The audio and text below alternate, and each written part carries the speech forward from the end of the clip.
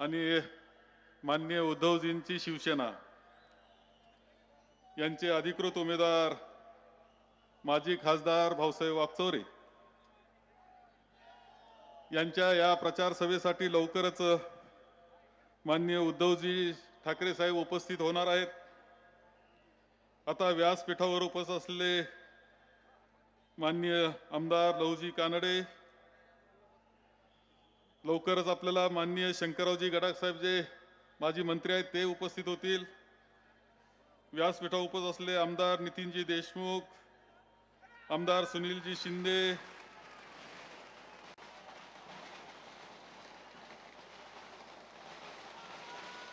आले का?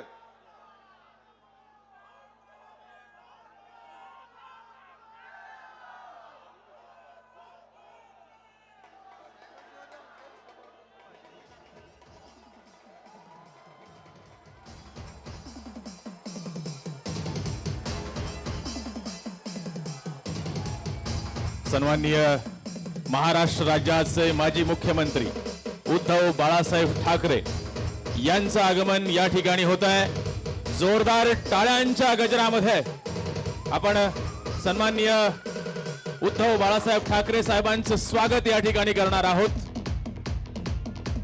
अधिकृत उमेदवार सन्माननीय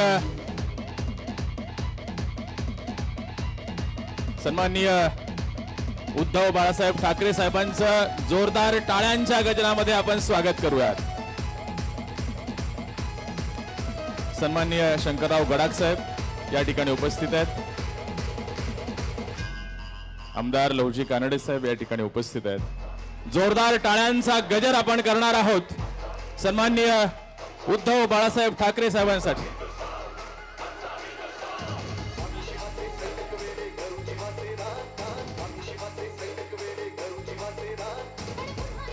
माननीय उद्धवजी ठाकरे साहेब आलेले, त्यांचं स्वागत आहे आपल्या या शिर्डी मतदारसंघामध्ये। माननीय शंकररावजी गडाख, आपले माजी मंत्री आमदार लहुजी कानडे, आमदार नितीनजी देशमुख, आमदार सुनीलजी शिंदे, श्रीमती शुभांगीताई पाटील, रावसाहेबजी खेवरे, करणजी ससाने, सचिनजी गुजर, हेमंतजी ओगले, शिवसेना, राष्ट्रवादी काँग्रेस, भारतीय कम्युनिस्ट पार्टी ऑफ मार्क्सवादी, आम आदमी आणि सर्व मित्र पक्षांचे सर्व पदाधिकारी, कार्यकर्ते, सर्व बंधू आणि भगिनी, आपल्या सगळ्यांना 13 तारखेला लोकसभेकरता मतदान करायचंय। हे मतदान आपण सर्वांनी भाऊसाहेब वागचौरे यांना करावं, त्यांच्या मशालीच्या चिन्हाला करावं, ही विनंती करण्याकरता आम्ही सर्वजण आले आहेत आणि माननीय उद्धवजी सुद्धा आपल्यामध्ये आलेले आहेत। त्यांचं मार्गदर्शन आपल्या सगळ्यांना घ्यायचं आहे। मी या निमित्तानं सांगेल की मला पाथर्डीला दुसरी सभा पुढची असल्यामुळे मी बोलून जातो आहे, परंतु अत्यंत उत्साहाचं, आनंदाचं वातावरण आपल्याला या मतदारसंघामध्ये दिसतंय। एक चैतन्य आपल्याला या मतदारसंघामध्ये दिसत आहे। महाविकास आघाडीला प्रचंड पाठिंबा हा महाराष्ट्रामध्ये मिळतोय। जेथे जाऊ तिथे उत्स्फूर्त प्रतिसाद दिसतो आहे। आपले येथे सुद्धा माननीय भाऊसाहेब वागचौरे आपले माजी खासदार म्हणून काम केलेलं आहे। त्यांनी खासदार म्हणून काम केलं। आता ते 10 वर्षे खासदार नव्हते, परंतु सातत्यानं जनसामान्यात वावरणारं, सुखादुखात भेटणारं अशा व्यक्तिमत्व कोण असेल, आपला माणूस कोण असेल तर भाऊसाहेब वागचौरे हे सगळ्यांनी आतापर्यंत मान्य केलेलं आहे। आणि 10 वर्ष गायब झाले होते, त्यांना आता कायमचं गायब करण्याचं आता ठरलेलं आहे। आणि म्हणून ही निवडणूक अत्यंत महत्त्वाची आपल्या सगळ्यांच्या दृष्टीने आहे। आपल्याला या मतदारसंघात विजय मोठा मिळवायचाच आहे।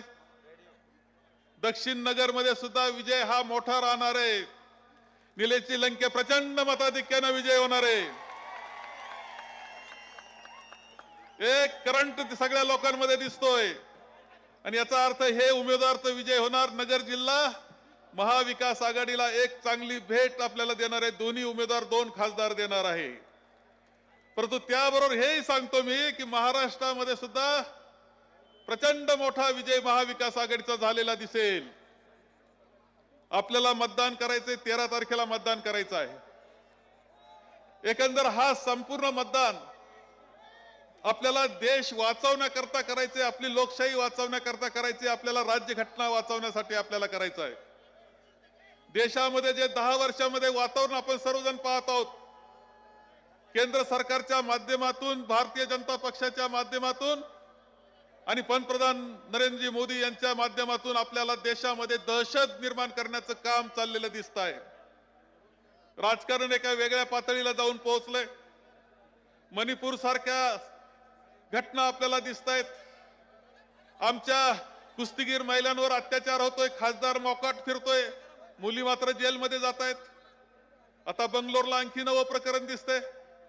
आमचे 2 मुख्यमंत्री त्यांना काही कारण नसताना जेलमध्ये घातलेलं दिसत आहे. हे सगळं चाललंय.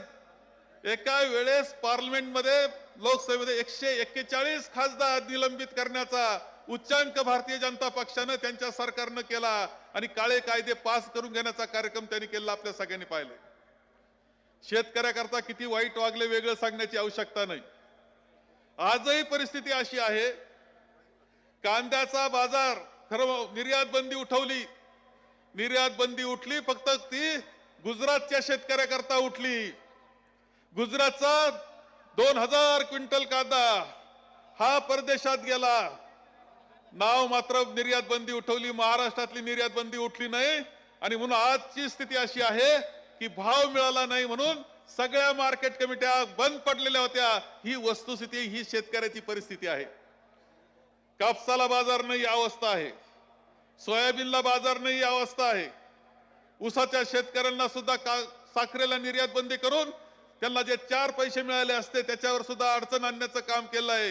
हे शेतकरी विरोधी असं सरकार केंद्रामध्ये आणि राज्यामध्ये बसलेलं ही वस्तुस्थिती आहे. मी आपल्याला सांगतोय, केंद्रामध्ये ज्यावेळेस 3 शेतकऱ्याच्या विरुद्ध 3 काळे कायदे आले, शेतकऱ्यांनी आंदोलन केलं आणि संपूर्णपणे दिल्लीला घेराव घालण्याचं काम करत असताना त्यांच्या रस्त्यामध्ये खिळे ठोकले गेले, अश्रुधूर सोडला गेला. 700 शेतकरी, आपल्याला आकडा येत नाही कारण मीडिया चॅनल हे दाखवत नाही, एकंदर त्याच्यामध्ये मृत्युमुखी पडला. त्या आंदोलनामध्ये 700 शेतकरी मृत्युमुखी पडले. 700 शेतकरी. पुन्हा आंदोलन केलं, ते सुद्धा मोडण्याचा प्रयत्न झाला.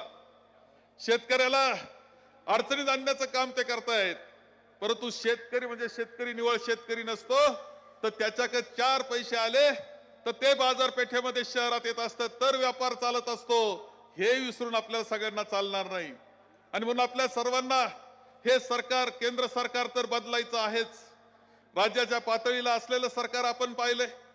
राज्य पातळीचं सरकार आलं कसं, हे आम्ही होतो माननीय उद्धवजींच्या नेतृत्वाखाली. महाविकास आघाडीचं सरकार होतं, कोरोनाचं संकट होतं. पहिला निर्णय आम्ही 7 मंत्री असताना, उद्धवजीच्या नेतृत्वाखाली आम्ही 6 जण, आणखी 7 जणच मंत्री असताना पहिला निर्णय आम्ही काय केला तर तुमची 2 लाखाची कर्जमाफी एका झटक्यात करून टाकली होती, कोणताही त्रास न होता. त्याच्याकरता रांग लावून बसण्याची गरज नाही, शिक्के देण्याची गरज नाही. सहजतेने 2 लाख रुपये तुमच्यापर्यंत पोहोचत होते. हा ऐतिहासिक निर्णय.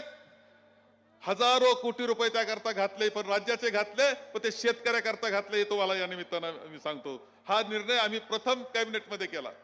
कोरोनाच्या संकटामध्ये ज्या पद्धतीने मदत केली हे सुद्धा विसरता येणार नाही. जागतिक पातळीला सुद्धा महाराष्ट्राने कोरोना ज्या पद्धतीने हाताळला याचं कौतुक जागतिक पातळीला झालेलं आहे. जागतिक पातळीला कौतुक झालेलं आहे. प्रत्येक गोष्ट काळजीपूर्वक एखाद्या कुटुंबाच्या प्रमुखानं कुटुंब सांभाळावं तसा महाराष्ट्र सांभाळण्याचं काम त्यावेळेस उद्धवजींनी केलं. हे कोणालाही विसरता येणार नाही. अनेक निर्णय आम्ही करत होतो, शेतकऱ्याकरता, कामगाराकरता, छोट्या व्यापाऱ्याकरता, सगळ्यांकरता. असं असताना सरकार पाडलं गेलं. आणि आपल्या सगळ्यांना माहिती का 50 खोके एकदम ओके नाही, माजलेत बोके असं म्हणायला लागले लोक. आता नवा आता पांडा आलाय, नवं आलंय आता ही. आणि त्याच पद्धतीनं पंतप्रधान म्हणतात त्यांनी 70,000 कोटी रुपये भ्रष्टाचार केला. दुसऱ्या दिवशी अजित पवार तिकडं धुवून मोकळे झाले, स्वच्छ झाले, हे आपण पाहिलं. आणि हे सरकार आलं तिघांचं, एकही निर्णय व्यवस्थित झालेला नाही. आमदार पोलीस स्टेशनला गोळीबार करायला लागले, हे आपण पाहिलं. आपण हे पाहिलं की अंमली पदार्थ विद्यार्थ्यांच्या हातात जायला लागले. हजारो कोटी रुपयाचे अंमली पदार्थ सापडले गेले, ड्रग्ज सापडले गेले. आणि कोणतंही जे नियंत्रण सरकारचं पाहिजे तिथे नाही, अशी अवस्था आपल्या सगळ्यांना पाहायला मिळते आहे. कोणत्याही परिस्थितीत ही सुरुवात आपण करतो आहोत. सगळ्यात जास्त नुकसान महाराष्ट्राचं भारतीय जनता पक्षानं महाराष्ट्राच्या राजकारणाचं सगळ्यात जास्त नुकसान केलं आणि खालच्या पातळीला राजकारण नेऊन ठेवण्याचं काम त्यांनी केलंय. त्यांना धडा शिकवण्याची वेळ ही 13 तारखेला आहे, आपण सगळ्यांनी लक्षात घ्या. आणि म्हणून मी जास्त बोलणार नाही, मला पुढचा प्रवास करून सभेला जायचंय. परंतु भाऊसाहेब वागचौरे यांना मतदान करणं, मशालीचं चिन्ह आहे, 1 नंबरलाच आपलं मतदान आहे. भाऊसाहेब वागचौरे तसे फार नशिबवान आहे, पहा 1 नंबरलाच आलंय मताचा आकडा. मी जे 1 मत देणं म्हणजे भाऊसाहेब वागचौरेंना पोहोचणार आहे, माननीय उद्धवजींनाही पोहोचणार आहे, माननीय राहुलजींना सुद्धा मत 1 आपण ज्यावेळेस बटन दाबू ते माननीय राहुलजींना मत ते पोहोचणार आहे.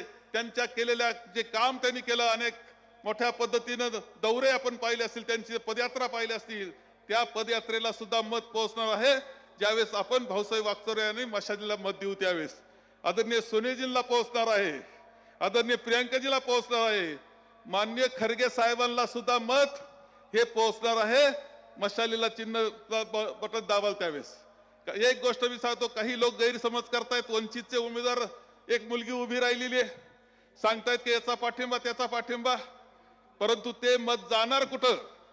ज्या वेळेस वंचित त्या मत देऊ आपण, याचा अर्थ ते मत आपल्याला मिळणार नाही, या लोकशाहीला मिळणार नाही, या राज्यघटनेला मिळणार नाही, हे लक्षात ठेवलं पाहिजे. आणि कोणत्या परिस्थितीत असं मत वाया न घालण्याचं काम आपल्याला सर्वांना करावं लागणार आहे. गावागावामध्ये समजून सांगण्याचं काम या निमित्तानं आपण सगळ्यांनी करावं, ही सुद्धा मी आपल्या सगळ्यांना विनंती करतोय. प्रचंड मताधिक्यानं भाऊसाहेब वागचौरे विजयी झाले पाहिजे, याकरता आता दिवस थोडे राहिले, त्या दिवसामध्ये आपण सगळ्यांनी काम करा आणि हा विजय तुमचा विजय, जनतेचा विजय राहील असं मी या निमित्तानं सांगतो आणि माझे 2 शब्द संपवतो. मला जाण्याची परवानगी द्यावी. धन्यवाद साहेब. यानंतर महाविकास आघाडीचे अधिकृत उमेदवार सन्माननीय भाऊसाहेब वागचौरे साहेबांना विनंती आहे, आपण आपलं मनोगत या ठिकाणी व्यक्त करावं.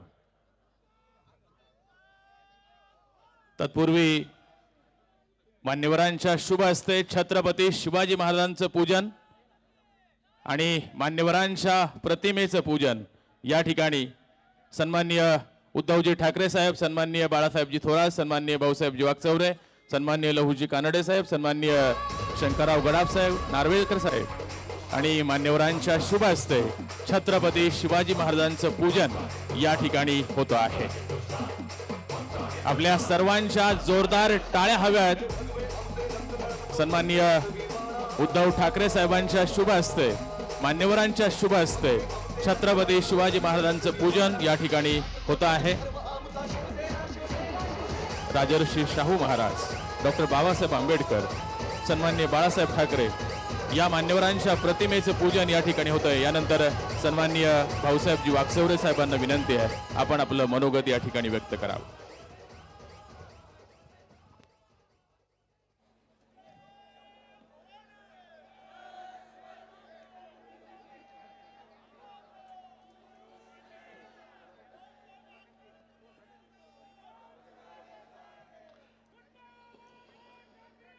हिंदू हृदय सम्राट वंदनीय बाळासाहेब ठाकरे यांच्या चरणी पहिल्यांदा नतमस्तक होतो. शिवसेना पक्षाचे प्रमुख आदरणीय उद्धव ठाकरे यांच्या चरणाला स्पर्श करतो. तमाम जमलेल्या सर्व शिर्डी लोकसभा मतदारसंघातून आलेल्या सर्व नेत्यांना, महाविकास आघाडीच्या सर्व व्यासपीठावर बसलेल्या प्रमुख नेत्यांना आणि तमाम महाविकास आघाडीचे नगर जिल्ह्यातून आलेल्या सर्व कार्यकर्त्यांना मानाचा मुजरा करतो. मित्रांनो, या ठिकाणी सांगितलं पाहिजे, सुरुवातीला सांगतो, अनेक संघटना की ज्यांनी पाठिंबा दिलेला आहे त्यांनाही देखील वंदन करतो. लाल निशाण पक्ष असेल, वीटभट्टी कामगार असतील, राष्ट्रीय मराठा पार्टी असेल, आदिवासी बिरसा ब्रिगेड असेल, महाराष्ट्र नाविक महामंडळ असेल, चर्मकार विकास महामंडळ असेल, संजय पोपट भालेराव हे अपक्ष राहिलेले उमेदवार असतील, याप्रमाणे Maharashtra sales and medical representative association असेल, अनेक संघटना भरभरून पाठिंबा देत आहेत. या अगोदरही सैनिक संघटना, EPS पेन्शनर 95 की देशव्यापी असलेली संघटना, या सर्व संघटनांचा मला पाठिंबा मिळतोय. हा आनंद घेऊन मी आपल्या समोर उभा आहे. मित्रांनो, खरं आजची ही सभा ऐतिहासिक आहे. उद्या येऊ घातलेली निवडणूक देखील ऐतिहासिक आहे. खरे त्याचे आपण सर्व साक्षीदार आहात. खरं म्हणजे या ठिकाणी धगधगती पेटती मशाल आपल्या समोर दिसते आहे आणि उद्याच्या कालखंडात हीच पेटती मशाल प्रत्येकाच्या हातामध्ये घेऊन उभा महाराष्ट्र आणि देश आपल्याला खऱ्या अर्थानं निर्भर करायचा आहे. मित्रांनो, हे लक्षात ठेवा. खरं म्हणजे या ठिकाणी अनेक वक्त्यांनी देश कोणत्या वळणावर आलेला आहे, राज्य कोणत्या वळणावर आहे हे मी सांगणार नाही, वेळ घेणार नाही. परंतु मित्रांनो, खऱ्या अर्थानं जर देश वाचवायचा असेल आणि राज्य वाचवायचं असेल तर आता आपल्या सर्वांना महाविकास आघाडीच्याच मागे उभं राहावं लागणार आहे. हा निर्धार या ठिकाणी आता करायचा आहे.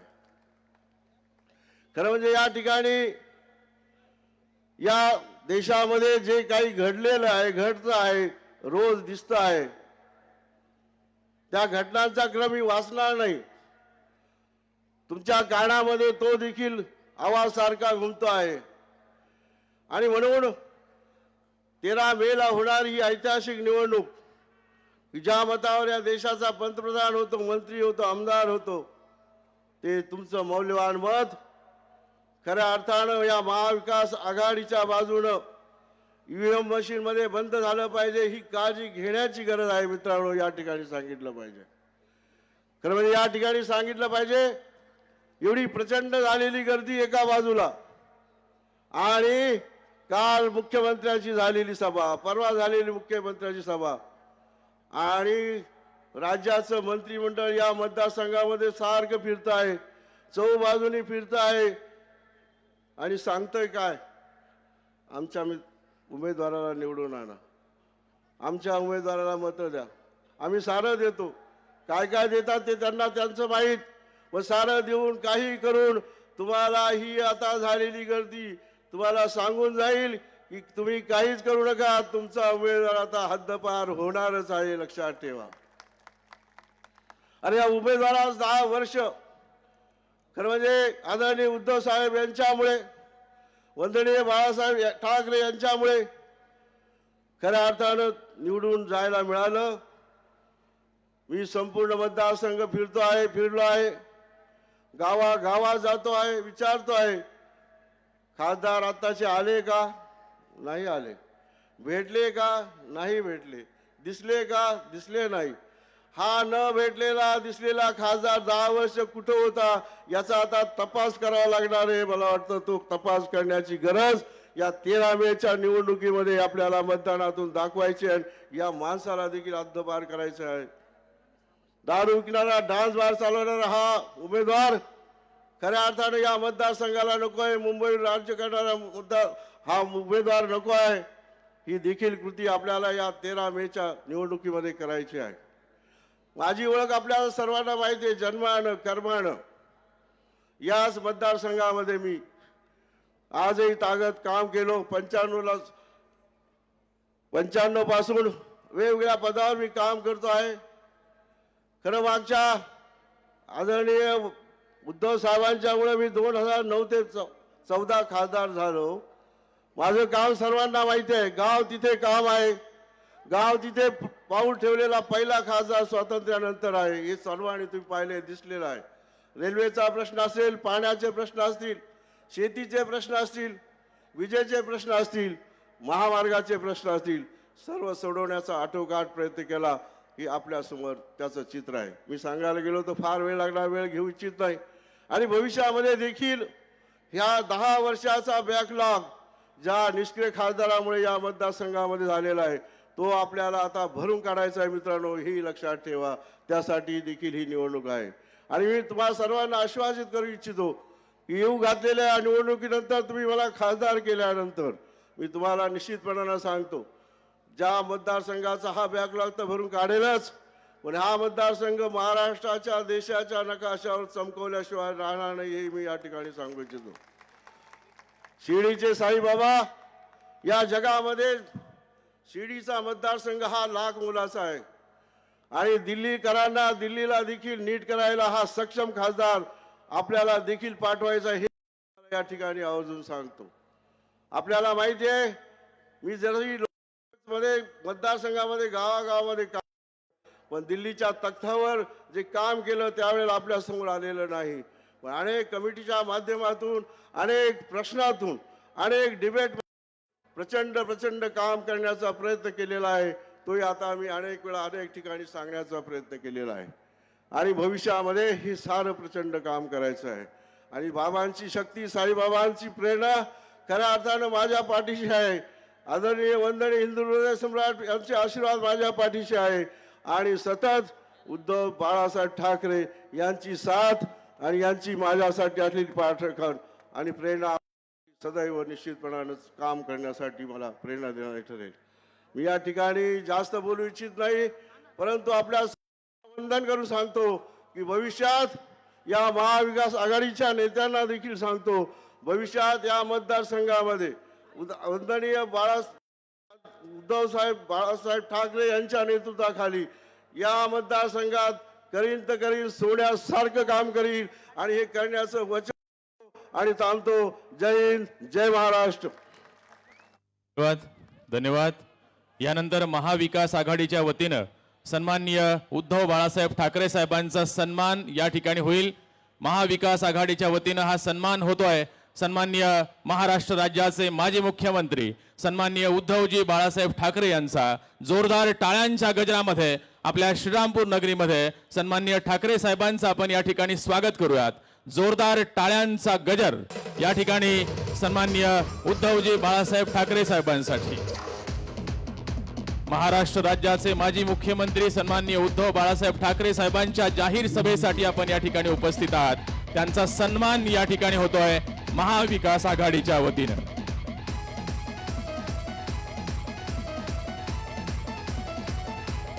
महाविकास आघाडीचे अधिकृत उमेदवार सन्माननीय भाऊसाहेबजी वाकचौरे यांच्या जाहीर सभेसाठी आपण या ठिकाणी आहोत. यानंतर सन्माननीय उद्धवजी बाळासाहेब ठाकरे साहेबांना विनंती आहे, आपण आम्हाला मार्गदर्शन करावं.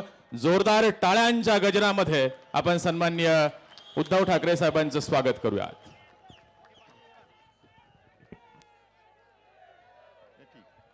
हॅलो. अखंड हिंदुस्थानचे कैवारी प्रबोधनकार सुपुत्र देव देश धर्म मराठी मनाचे मानबिंदू हिंदू अस्मितेचे शिरोमणी हिंदुस्थान हिंदू हिंदुस्थानचे एकमेव हिंदू हृदय सम्राट हिंदू धर्म रक्षक सावर सेनापती मानेता माननीय शिवसेना प्रमुख श्रीमान बाळासाहेब ठाकरे यांचा शिवसेना शिवसेना. उद्धव साहेब तुम आगे बढ़ो. व्यासपीठावर बसलेले सर्व मान्यवर आणि जमलेल्या माझ्या तमाम देशभक्त बांधवांनो, भगिनींनो आणि मातांनो, तुम्ही निवडणूक ठरवलेला आहात काय? ठरवलंय? निशाणी काय आहे?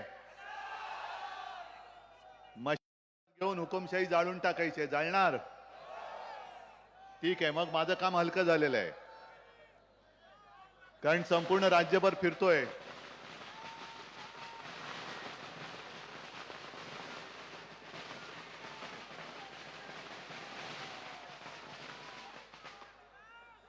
चल, राज्यभर फिरतोय आणि या चॅनलच्या माध्यमातून आपल्या चाललेल्या सभा, पलीकडच्यांच्या चाललेल्या सभा तुम्ही बघत असाल, बघताय. त्यांच्याकडे कशा रिकाम्या खुर्च्या असतात आणि इकडे कशा भरगच्च भरलेत बघा. महत्वाचा मुद्दा, त्यांना भाड्याने माणसं आणावी लागतात. इकडे एक तरी भाड्याने आणलाय का रे माणूस? मग त्यांना सगळंच भाड्याने द्यावं लागतंय. सभेला माणसं भाड्याने आणावी लागतायत, उमेदवार भाड्याचे घ्यावे लागतायत, प्रचारक सुद्धा भाड्याचे लागतायत. आणि ही भाजपाची वृत्ती आहे. भाजपा, कारण 25-30 वर्ष आपण प्रामाणिकपणाने त्यांच्या सोबत राहिलो. भाजप काय करतं की प्रत्येक ठिकाणी एक डायरेक्ट उमेदवार त्यांचा, जसा एक गद्दार दिलाय, आणि दुसरा असं दाखवतात की हा तिसरा उमेदवार हा भाजप विरोधात आहे, पण तो छुपा भाजपचाच समर्थक असतो. म्हणजे भाजपच्या विरोधातली जी मतं आहेत ती फोडणारा तो उमेदवार असतो. आणि मग चित्र रंगवलं जातं की या मतदारसंघात तिरंगी लढाई, इकडे तिरंगी वगैरे नाही, इकडे लढाई आहे ती तिरंग्यासाठी लढाई आहे, तिरंग्यासाठी लढाई आहे. आणि त्या तिरंग्याच्या मदतीला आपला छत्रपतींचा भगवा झेंडा मजबूतीने दिल्लीला जाणार आहे. मला शिर्डी मतदारसंघ हा काही नवा नाहीये. इकडे बरेचसे शेतकरी आलेले दिसत आहेत, आलेत ना. आणि मला आठवत आहे, मला वाटतं गेल्याच दिवाळीच्या सुमारास मी शिर्डीमध्ये आलो होतो. दुष्काळ होता, पिकं सुकून गेली होती. नेमकं मी आलो त्या दिवशी पाऊस लागला होता. आठवत आहे मला ते. संपूर्ण पीक करपून गेलं होतं आणि आपण मात्र भिजत दुष्काळाची पाहणी करत होतो. आणि तो चटका लावणारा प्रश्न शेतकऱ्यांनी मला विचारला, तो आजही माझ्या मनावरती कोरला आहे की अन्नदाता, देशाचा अन्नदाता हा मला विचारत होता की उद्धवजी आता सांगा आम्ही खावं काय. म्हणजे एवढी वाईट अवस्था या महाराष्ट्रातल्या शेतकऱ्याची झाली तरी सुद्धा कोणी तुमच्याकडे ढुंकून बघायला तयार नाही. बघितलं का नंतर दुष्काळाची किंवा नंतरच्या आपत्तीची काही नुकसान भरपाई मिळाली? आणि तेव्हा तुम्हीच सांगितलं होतं मला की साहेब, ह्या निळवंडे धरणाचं पाणी जर वेळेत सोडलं असतं ना तर आमची पिकंही करपली नसती. आज सुद्धा आमची सोन्यासारखी पिकं, हे सोनं आज सुद्धा आमच्या हाताशी लागलं असतं. आणि मग मी चौकशी केली, निळवंडे धरण बांधून तयार झालं होतं, पण मोदीजींना उद्घाटनासाठी वेळ नव्हता, म्हणून टेस्टिंगच्या नावाखाली माझ्या शेतकऱ्याचं पीक करपलं तरी चालेल, पण मोदींची तारीख मिळत नाही म्हणून पिकं करपवून टाकली होती. शेतकऱ्यांचं आयुष्य नासून टाकलं होतं. जे सांगतायत की आम्ही निळवंडे धरण केलं, मग मधल्या 2.5 वर्षामध्ये महाविकास आघाडीचं सरकार आणि मी मुख्यमंत्री असताना निळवंडे धरण, त्याचे कालवे, इतर पाण्याच्या योजना याच्यासाठी हजारो कोटी रुपये दिले, ते कुठे गेले? आणि मोदीजी येऊन गेले इथे नगरला, ते म्हणाले की 50 वर्ष हे धरण खोळंबलं होतं. 50 वर्ष मध्ये अटलजींचं सरकार येऊन गेलं, त्याच्यानंतर आपलं युतीचं होतं, मग तुमचं देवेंद्रचं होतं. मग 50 वर्ष लटकवलेलं काम तुम्ही गद्दारी करून सरकार पाडल्यानंतर वर्ष 6 महिन्यात झालं. हे पटते तुम्हाला? म्हणजे दुसऱ्याचं पोर कडेवर घ्यायचंच, पण त्याच्यावरती आपला शिक्का मारून टाकायचा. ही अशी यांची भाजपची वृत्ती आहे. आणि मी थोरात साहेबांना धन्यवाद देतोय, कारण त्यांनी उघडपणाने एका अपक्ष उमेदवाराबद्दल ते बोलले. हेच महत्वाचं काम आहे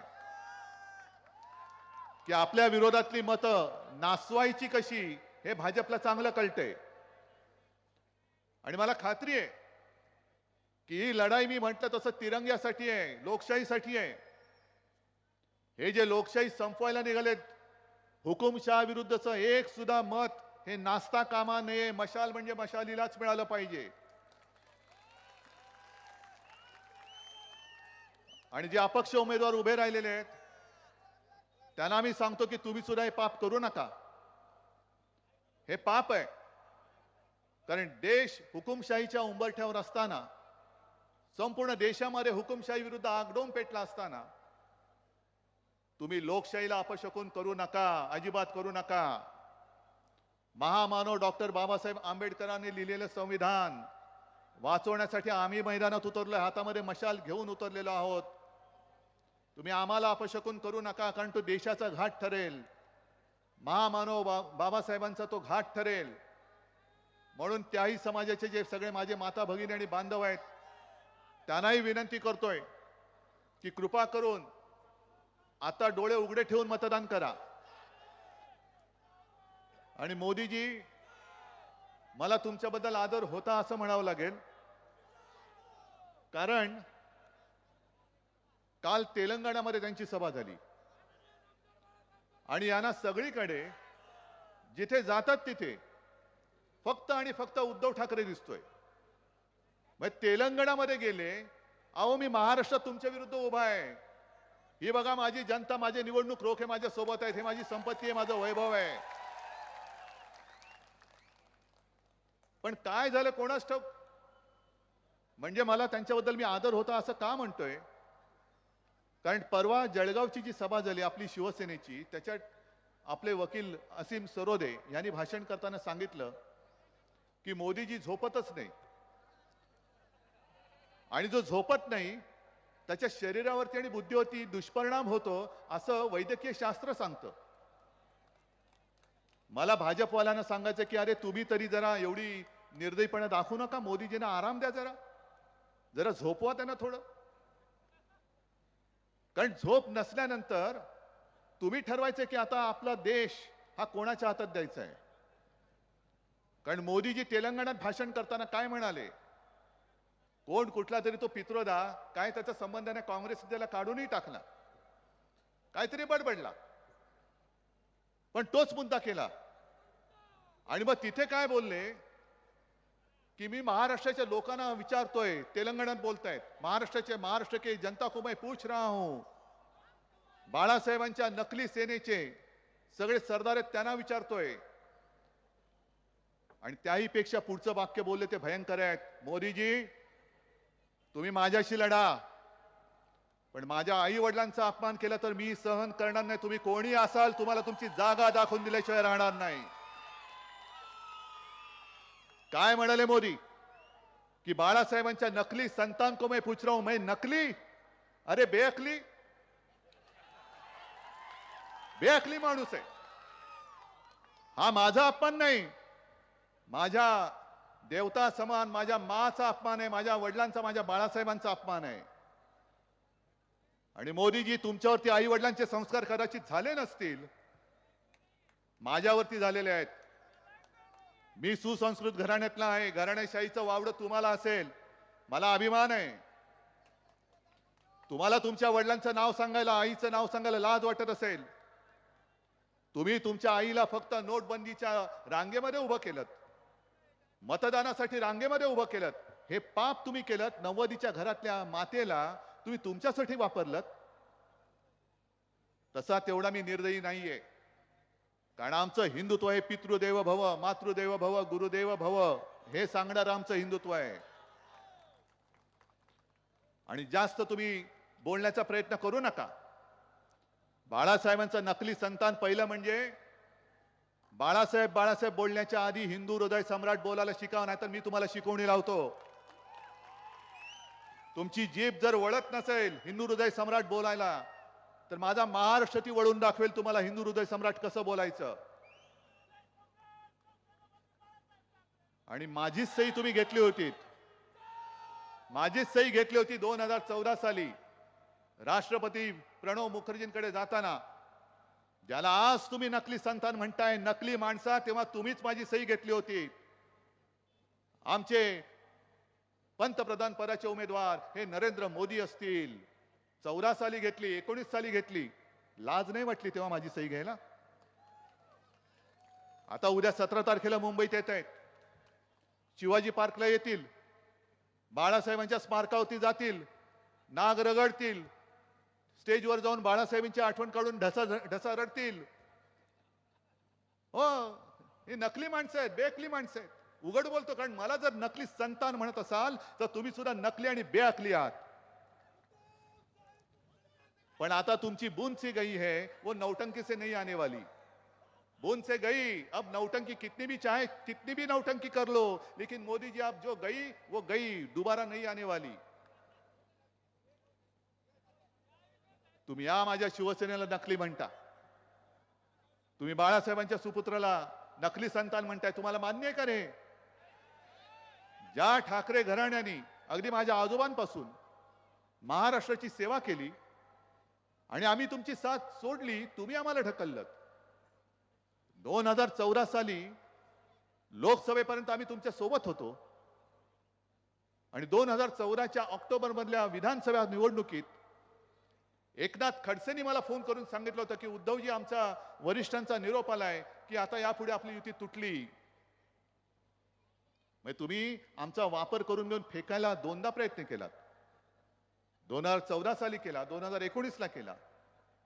अहो, 19 साली लोकसभा जिंकलो, पण विधानसभेमध्ये कोल्हापूरचे एक भाजपाचे नगरसेवक आहेत, माजी नगरसेवक, त्यांनी एक गौप्यस्फोट केलाय आणि त्यांनी सांगितलं फार भयानक आहे.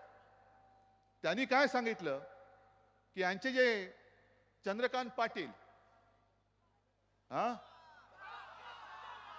चंपा, म्हणजे तुम्हाला सगळं माहिती आहे, त्या चंद्रकांत पाटलांनी सांगितलं होतं की शिवसेनेचे उमेदवार पाडा. हे पाप आम्ही कधी केलं नव्हतं ना. मी आज जाहीर विचारतो, इकडे सगळे तुम्ही या शिर्डी मतदारसंघातले आलेला आहात, जे जे मतदारसंघ भारतीय जनता पक्षाला दिले होते त्याच्यात मी एकाला तरी निरोप दिला होता की भाजपचा उमेदवार पाडा? आम्ही निष्ठेने तुमचं काम केलं. आम्ही मोदींना तिकडे निष्ठेने पंतप्रधानपदी बसवलं. आम्ही निष्ठेने तुमच्या विधानसभेचं काम केलं. पण तुम्ही पाठीत वार करणारी अवलाद, प्रत्येक निवडणुकीमध्ये तुम्ही आमच्या पाठीत वार करायला लागलात. आणि आता तर तुमची इथपर्यंत मजल गेली की ज्या हिंदू हृदय सम्राटांनी मोदीजी तुम्हाला वाचवलं नसतं तर तेव्हाच अटलजींनी तुम्हाला केराच्या टोपलीत टाकलं असतं. त्या शिवसेना प्रमुखांच्या पुत्राला तुम्ही युती तोडली तरी आम्ही खपवून घेतलं आणि आज तुम्ही मला खोटं पाडलं म्हणून मी तुमची युती तोडली तर मला नकली संतान म्हणतात. हा जो काही सगळा बोगसपणा आणि भाकडपणा चाललेला आहे हा मला खतम करून टाकायचा आहे. आमचे देवदैवत ही जागृत आहेत आणि मला या शिर्डीचा खासदार पाहिजे म्हणजे पाहिजे, कारण तिकडे जो लोकशाहीचं रक्षण करायचंय त्या लोकशाहीसाठी मला शिर्डीच्या साईबाबांचा आशीर्वाद पाहिजे. इथून माझा आपल्याला आमदार आणावाच लागेल, माझा म्हणजे आपल्या सगळ्यांचा. आणि मोदीजी, तुम्ही उद्धव ठाकरे बद्दल बोलताय, मग तुमचंच भाषण हे माझ्याकडे आहे. मनमोहन सिंग पंतप्रधान होते आणि तेव्हा काय तावा तावाने मोदी बोलत होते, प्रधानमंत्री आए थे लेकिन महंगाई का म नहीं बोला. मग तुमच्याकडे आले तेव्हा मोदीजी बोलले महंगाईतलं मग बोलले. तुम्ही गायीवरती बोलता, मग महागाईवरती का नाही बोलत? शेतकरी माझा आत्महत्या करतोय, त्या आत्महत्येबद्दल का नाही करत? माझा हा कांदा उत्पादक शेतकरी नाही, आता यांना असं सोडायचं नाही. आता निवडणुकीत यांना बरोबर असं झोपून टाकायचं की ह्यांनी कांदा मागितला पाहिजे, अरे कांदा लाव माझ्या नाकाला, ठेच आणि लाव कांदा माझ्या नाकाला. जवळपास 1100 कोटीचं नुकसान तुम्ही माझ्या महाराष्ट्रातल्या कांदा उत्पादक शेतकऱ्यांचं केलेलं आहे. मोदीजी, कुठे फेडाले पाप? का तुम्ही माझ्या शेतकऱ्याच्या खात्यामध्ये निर्यात बंदी झाल्यामुळे त्याचा जो काही भाव पडला त्या भावाचे पैसे माझ्या शेतकऱ्याच्या खात्यात का नाही टाकले? मी टाकले होते ना, मी दिले होते. शेतकऱ्याचं 2 लाखापर्यंत पीक कर्ज आपल्या महाविकास आघाडीने माफ केलं होतं की नव्हतं एवढं मला हात वर करून सांगा. आणि त्याची केलं होतं ना, नुसतं बडबडत नाही मी करून दाखवतो. आपत्ती सुद्धा तुम्हाला जी काय मदत पाहिजे होती ती मी करत होतो की नव्हतो? आणि हे सगळं देश नासून टाकणारं सरकार. आता यांना कोणते मुद्दे सर्वसामान्यांचे दिसत नाहीयेत. शेतकरी आत्महत्या करतोय त्याच्याबद्दल बोलायला तयार नाहीत.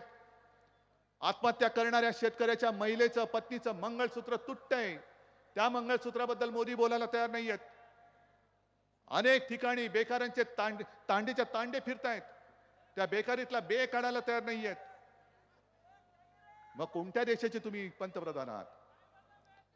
आणि एक तर माझ्या महाराष्ट्रामध्ये करोना काळामध्ये जे अर्थचक्र सांभाळलं होतं ते माझ्या अन्नदात्या शेतकऱ्यांनी सांभाळलं होतं. संपूर्ण व्यवहार बंद होता. पण जर का हा शेतकरी ऑफिस मधल्यासारखा वर्क फ्रॉम होम नाही करू शकत, त्याला शेतात जावंच लागत होतं, आणि त्यांनी जर का मेहनत केली नसती तर महाराष्ट्र आज महाराष्ट्र दिसला नसता. महाराष्ट्र वाचवला तो माझ्या अन्नदात्या शेतकऱ्यांनी वाचवला. हे तुमचे उपकार आहेत. जे बंद पडलेलं अर्थचक्र होतं ते माझ्या कृषी विभागाने म्हणजे शेतकऱ्यांनी चालू ठेवलं होतं. आणि मोठे आव आणतायत पीक विम्याचे पैसे देतो. पीक विम्याचे पैसे मिळतात का तुम्हाला? ते प्रधानमंत्री सन्मान योजना पैसे मिळतात? काही मिळतात 6,000 रुपये, नाही काही ना मिळतात 6,000 रुपये. पण एक शेतकरी त्याचा व्हिडिओ फिरतोय, त्याला विचारलं की काय रे दादा तुला 6,000 रुपये मिळाले का? हो मिळाले.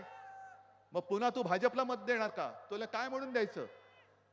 आणि त्यांनी साधा हिशोब सांगितला की आम्ही शेतकरी साधारणतः 1 लाखाचं खत घेतलं तर आम्हाला जीएसटी किती लागतो? आता 5% आला. आधी किती होता? 18%. बी बियाणं घेतलं, कीटकनाशक घेतलं, कृषी पंप घेतला, शेततळ्यासाठी लागणारं प्लास्टिक घेतलं, किती टक्के जीएसटी?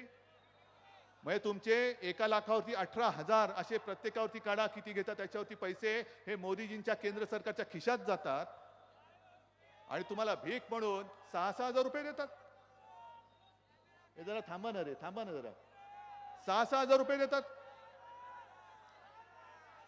हे कोण आहेत लोक? कोण आहेत ती लोक? तुम्हाला 6,000 रुपये भीक देतात. मग त्या शेतकऱ्यांनी सांगितलं की 18,000 रुपये आमच्याकडनं घेतल्यानंतर 6,000 रुपये परत दिले तर मोदींच्या केंद्र सरकारच्या खिशात किती राहतात? आमचे 12,000 त्यांच्या खिशात राहतात, आणि तुम्ही आम्हाला 6,000 देता. आणि म्हणून मी ठरवलेलं आहे केंद्रामध्ये आपलं इंडिया आघाडीचं सरकार येणार म्हणजे येणारच. 300 पेक्षा जास्त जागा मिळून आपलं इंडिया आघाडीचं सरकार येणार. आणि इंडिया आघाडीचं सरकार आल्यानंतर शेतकऱ्यांच्या शेतमालावरती जी जी काय उपकरणं लागतात, मग ती खत असेल, बी बियाणं असेल, पंप असेल, शेततळ्याचं प्लास्टिक असेल, त्याच्यावरचा जीएसटी मी रद्द करून टाकणार आहे. जीएसटी रद्द. तुम्हाला हमी भाव द्यायचा आहे मला. आणि जर का यांनी गद्दारी करून आपलं सरकार पाडलं नसतं तर माझी 5 वर्ष पूर्ण होताना कदाचित मी पुन्हा एकदा तुम्हाला कर्जमुक्त केलं असतं. कारण नाहीतर काम करायचं कोणासाठी? आज एका बाजूला शेतकरी मरतोय, त्याला हमी भाव मिळत नाहीये. बरं आता काही ठिकाणी सोयाबीन आहे, कापूस आहे, कापूस ठेवायला जागा मिळते, कांदा ठेवायला जागा मिळते. आणि म्हणून जे मी ठरवलं होतं, पण यांनी सरकार गद्दारी करून पाडलं. नाहीतर मी माझ्या शेतकऱ्यासाठी ठिकठिकाणी त्यांच्या मालाला साठवणूक करण्यासाठी गोदामं बांधून देणार होतो. गोदामं. कारण मी परवा जळगावमध्ये जाऊन आलो, तुम्हाला सांगितलं. तिथल्या एका शेतकऱ्याची व्यथा मी फोनवरती ते हल्ली येतं ना सोशल मीडिया, सगळे विचारतात, तेव्हा तो शेतकरी असा भडकला होता. तो बोलला पहिला आम्ही भाजपला गाडणार, कारण म्हणे आता कापूस माझ्या घरात पडलाय, साठवायला जागा नाही, कापूस घरात राहिल्यामुळे अंगाला खास सुटले, करायचं काय?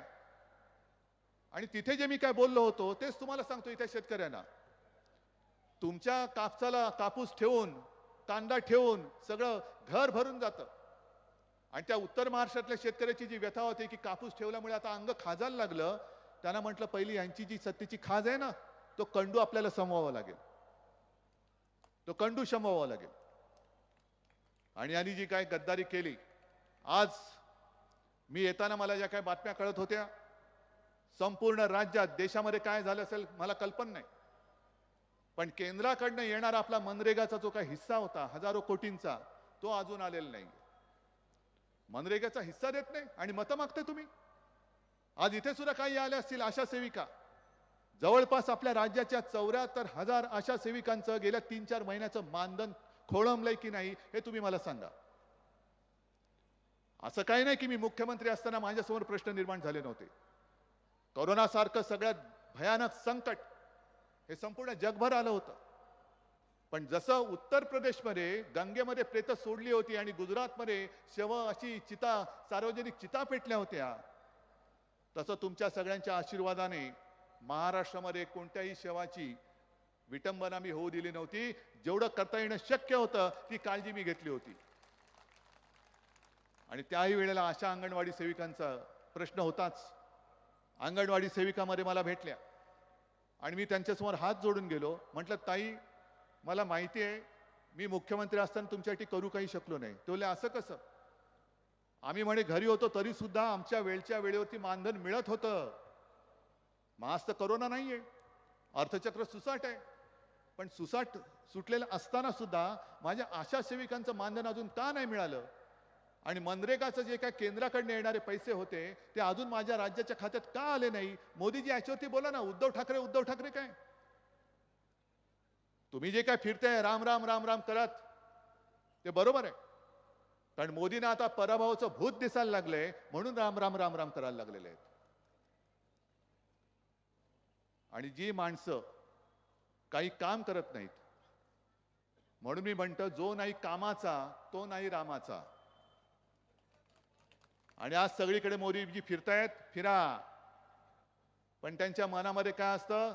आम्ही जातो आमच्या गावा, आमचा राम राम घ्यावा म्हणून राम राम करत फिरतायत. गावी चालले परत कुठे?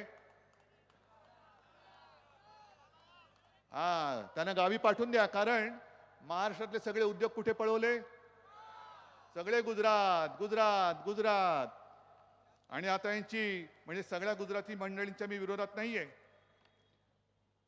पण मोदीजी तुम्ही महाराष्ट्रामधले जे गुजराती बांधव माता भगिनी आणि आम्ही आमचं जे काही चांगलं दूध साखरेचं नातं जुळलेलं आहे त्याच्यामध्ये मिठाचा खडा टाकतात तुम्ही. एक तर माझ्या महाराष्ट्रामधले हक्काचे उद्योग जे होते ते पळून नेलेत. मुंबईतला हिरे बाजार नेलात, कितीतरी मेडिकल डिव्हाइस पार्क नेला, बल्क ड्रग पार्क नेला, मुंबईमध्ये येणारं वित्तीय केंद्र ते नेलत. असे अनेक कारखाने तुम्ही घेऊन गेलात, मोठमोठे ऑफिसेस घेऊन गेलात. मग आता तुम्ही कशाला राहताय? तुम्ही पण जा गुजरातमध्ये. आणि जी यांच्या पाठबळामुळे काही जी मुठभर मंडळी माजलेत. काल परवाकडे मुंबईच्या पेपरमध्ये एक जाहिरात आली होती, गुजरातची कंपनी, आणि त्यांनी त्याच्यात लिहिलं होतं की मराठी माणसाला इकडे प्रवेश नाही. चालेल, आपल्या घरामध्ये आपल्याला प्रवेश ना करणारी माणसं आपल्यावरती राज्य करणारी चालतील? तुमच्या हक्काचा तोंडचा घास गुजरातमध्ये पळून नेलेला चालेल तुम्हाला? अरे मी गुजरातच्या विरोधात नाहीये.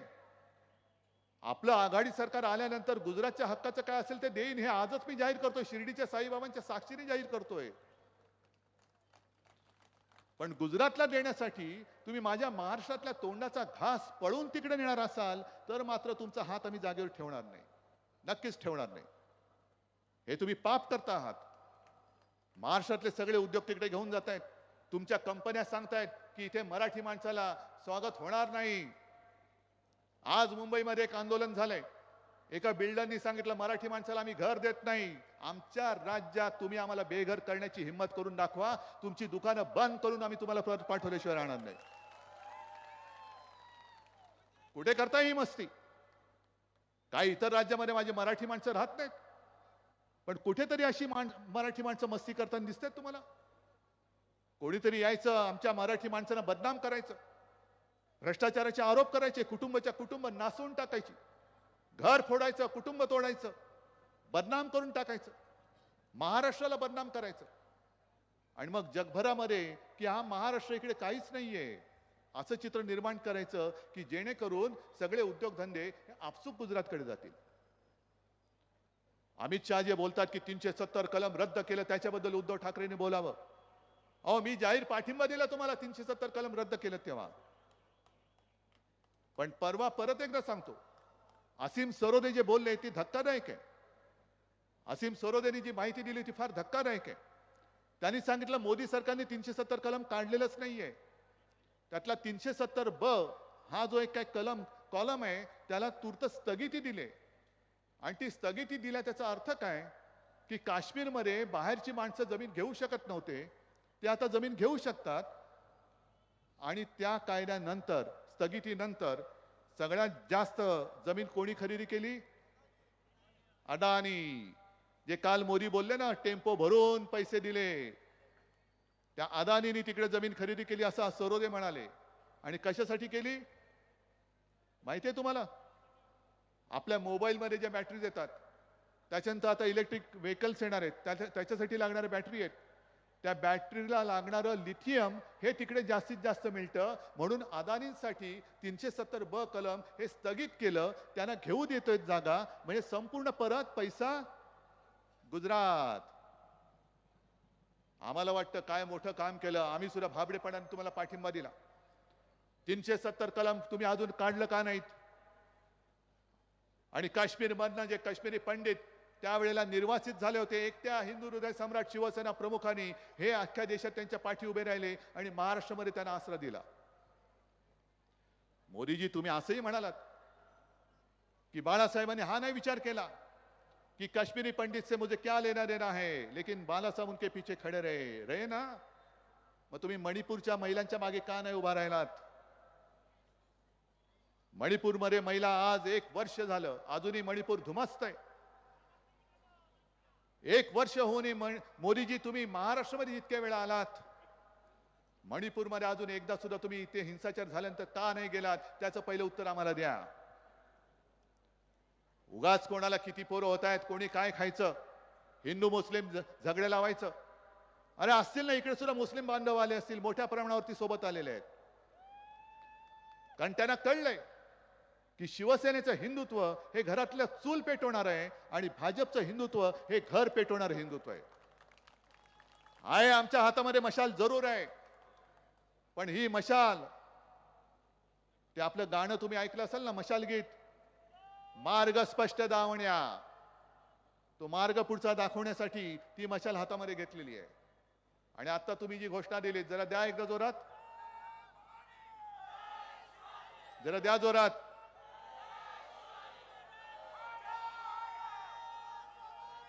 या गीतातल्या जेव्हा हे गीत निवडणूक आयोगाकडे पाठवलं त्या निवडणूक आयोगाने त्या गीतांच्या शब्दांमधला जय भवानी या शब्दावरती एक आळं करून पाठवलं आणखीन हिंदू हा तुझा धर्म त्याच्यावरती एक आळं करून पाठवलं मग मोदीजी तुमच्या भाकड जनता पक्षाला मी विचारतोय मी बाळासाहेबांचे विचार सोडले माझ्या गाण्यातला हिंदू धर्म काढायला तुमचा नोकर का सांगतोय माझ्या गाण्यातलं जो आम्ही काढणार नाही तुम्हाला जर हिंमत असेल तर माझ्या महाराष्ट्रातल्या या भवानी मातेच्या तेजाला बघा जय भवानी शब्द तुम्ही काढायला लावता तुम्ही सगळीकडे जय श्रीराम करता आम्ही पण करतो जय श्रीराम आम्ही पण उद्घोष करतो राम मंदिरासाठी शिवसेनेचं योगदान हे जगाला सांगणे नाहीये आणि त्यावेळेला मुंबईमध्ये जे सगळे गुजराती बांधव मोदीजी तुम्ही कुठे होतात देव जाणे कुठेतरी हिमालयात असाल कदाचित पण तेव्हा तिथल्या गुजराती बांधवांना छातीचा कोट करून शिवसैनिक वाचवलं होतं हे तुम्ही आमचं नातं तोडता आणि जय भवानी शब्द काढायला सांगता आम्ही बोलतो बजरंगबली की जय जय श्रीराम आम्ही बोलतो आणि म्हणून मी निवडणूक आयोगाला पत्र लिहिलं होतं अजून उत्तर आलेलं नाही जो प्रचार यांनी कर्नाटकात केला जसा प्रचार मध्य प्रदेशमध्ये केला शिवसेना प्रमुखांचं 6 वर्षासाठी मतदान देण्याचा त्यांचा तो अधिकार होता तो त्यांनी रद्द करून टाकला होता मग जो न्याय माझ्या वडिलांना लावला शिवसेना प्रमुखांना लावला तो मोदी आणि शहाना का नाही लावत आणि जर का त्यातली अट काढली असाल तर मग माझ्या जय भवानी शब्दावरती आणि हिंदू धर्मावरती तुम्ही आक्षेप का घेताय पण हे हुकुमशाही आणतायत आणि घटना बदलायला बघतायत हे सत्य आहे कारण 400 पार यांना घटना बदलण्यासाठी पाहिजे हे मी नाही त्यांचेच माजी आमदार खासदार जे हेगडे आणि राजस्थान मधले आमदार वगैरे आहेत तेच बोलतायत की आम्हाला घटना बदलायची आहे म्हणून बहुमत पाहिजे आणि घटना सुद्धा का बदलायची समजून घ्या नीट घटना बदलायची याचं कारण महाराष्ट्राबद्दलचा आकस ज्या महामानव डॉक्टर बाबासाहेब आंबेडकरांनी आपल्या देशाचं संविधान लिहिलं. डॉक्टर बाबासाहेब आंबेडकर एका साध्या दलित कुटुंबात जन्मलेला, गरीब कुटुंबात जन्मलेला माणूस एवढा बुद्धिमान होतो आणि एवढा बुद्धिमान झाला ज्यांनी देशाचं संविधान लिहिलं. आणि हे संविधान त्यांनी लिहिलेलं आम्ही मानायचं, हे कसं काय? हा जो काय पोटशिवळ आहे, मी काल माझ्या मावळच्या सभेत बोललो की तुकारामांच्या गाथा, संत तुकारामांच्या गाथा कोणी बुडवल्या होत्या?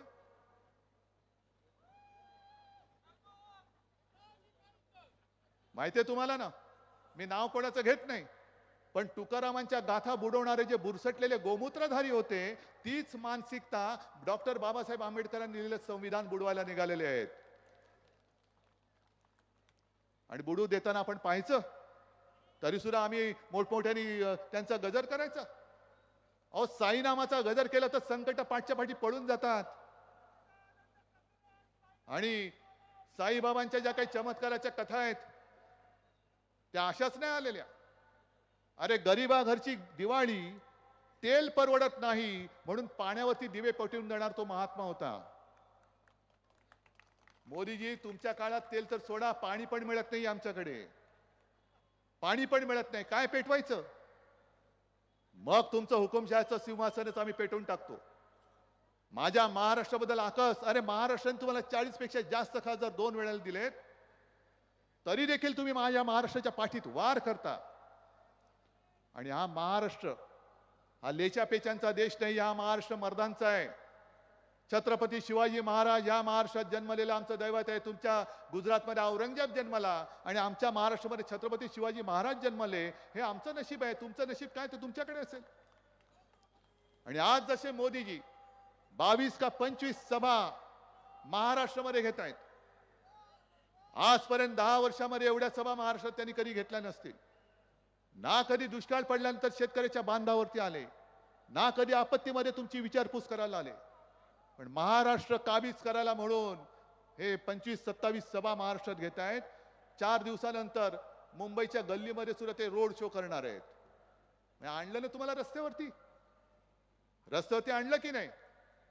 फक्त मोदीजी एक लक्षात ठेवा, तुम्ही किती सभा घ्या, अहो औरंगजेब सुद्धा गुजरातमध्ये जन्मला होता, तो आग्र्यात होता, आग्र्यात बादशाह होता. तिकडे हे शहनशाह स्वतःला समजतात, तो बादशाह होता. शिवाजी महाराजांच्या निधनानंतर औरंगजेब महाराष्ट्रात आला. आमच्या छत्रपती संभाजी महाराजांना दगाबाजी करून त्यांनी पकडलं आणि हाल हाल करून त्यांची हत्या केली. त्यांना वाटलं आता महाराष्ट्रामध्ये कोणी राहिलं नाही, पण तरी देखील महाराष्ट्र त्यांच्याशी लढला. 27 वर्ष औरंगजेब लढला, पुन्हा त्याला आग्रा दिसला नाही, महाराष्ट्र जिंकू शकला नाही. हे महाराष्ट्राचं तेज आहे. म्हणून माझं तर आव्हान आहे, जे मी तुम्हाला सांगत होतो की छत्रपती शिवाजी महाराजांकडून आम्ही काय शिकलो. जर कोणी प्रेमाने आला, या आ गले लग जा, मिठी मारू, पण जर पाठीत वार कराल तर आम्ही वाघ नखा काढल्याशिवाय राहणार नाही. आणि ही वाघ नखा आता महाराष्ट्राने काढलेली आहे. आणि मोदी भक्तांना सुद्धा एकच सांगतो की तुम्ही मोदी मोदी जरूर करा, पण तुम्हाला काय महागाई कमी झाले? घरी तुम्ही आनंदात आहात, मुलाबाळाला नोकरी मिळते, घरी गॅस सिलेंडर मिळतोय, मग कशाला करताय मोदी मोदी? अहो, जो वरवंटा सगळ्यांवरती फिरणार आहे, तोच वरवंटा तुमच्यावरती सुद्धा फिरणार आहे. म्हणून आत्ताच संधी आहे. इथे सुद्धा जर कोणी मोदी भक्त असतील, त्यांनी सुद्धा ही संधी आहे. मला व्यक्तीपेक्षा देश महत्वाचा आहे. देशापुढे कोणी नाही, माझा देश मोठा आहे, व्यक्ती मोठी नाही. आणि हुकुमशहाच्या हातामध्ये मी माझी भारत माता जाऊ देणार नाही, ही एक शपथ घेऊन येत्या 13 तारखेला आपल्याला भाऊसाहेबांना मतदान करायचंय. फक्त भाऊसाहेब एकच, ठीक आहे तुम्ही मध्ये चुकला होतात, पण नंतर हात जोडून आलात आणि सगळ्यांची माफी मागितलीत. हा महाराष्ट्र दिलदार आहे. झालेल्या चुकीची कोणी माफी मागितली तो माफ करतो, पुन्हा डोक्यावरती घेतो. पण या वेळेला सगळ्यांचं काम आहे, तुमच्यावरती मदार आहे. चूक झाली माफी करतो, पण गद्दारीला माफी नाही. तुम्ही शिवसेनेतनं गेलात, पण शिवसेनेबद्दल एक अवाक्षर काढलं नव्हतं. पण हा जो गद्दार गेलाय तो माझी शिवसेना संपवायला निघालाय. आता यांना राजकारणात संपवल्याशिवाय राहायचं नाही. आणि ही शपथ घेऊन भाऊसाहेबांना समोरच्या गद्दाराचं डिपॉझिट जप्त करून विजयी करून द्या एवढीच विनंती करतो आणि आपली रजा घेतो. जय हिंद, जय महाराष्ट्र. शिर्डी साईबाबांची शाल घालून या ठिकाणी सन्माननीय उद्धव ठाकरे साहेबांना सन्मानित करण्यात येत आहे. सन्माननीय भाऊसाहेबजी वागचौरे, सन्माननीय रावसाहेब खेवरे नाना, सन्माननीय आमदार लहुजी कानडे साहेब यांच्या शुभ हस्ते या ठिकाणी ही शाल घालून साईबाबांचा आशीर्वाद या ठिकाणी या निमित्तानं सन्माननीय उद्धव ठाकरे साहेबांना या ठिकाणी मिळतो आहे. यानंतर राष्ट्रवादी काँग्रेसचे जिल्हाध्यक्ष ॲडव्होकेट संदीप वरपे यांना विनंती आहे आपण आभार व्यक्त करायचे. जोरदार टाळ्यांच्या गजरामध्ये सन्माननीय उद्धव ठाकरे साहेबांचा आपण धन्यवाद व्यक्त करूया. ॲडव्होकेट संदीप वरपे.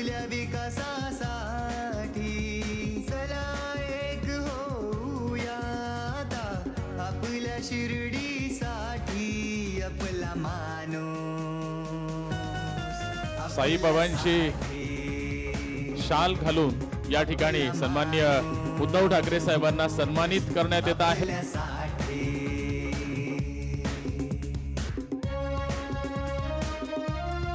महाविकास आघाडीच्या सर्व मान्यवरांच्या वतीनं सन्माननीय उद्धव बाळासाहेब ठाकरे साहेबांना या ठिकाणी सन्मानित केलं जात आहे.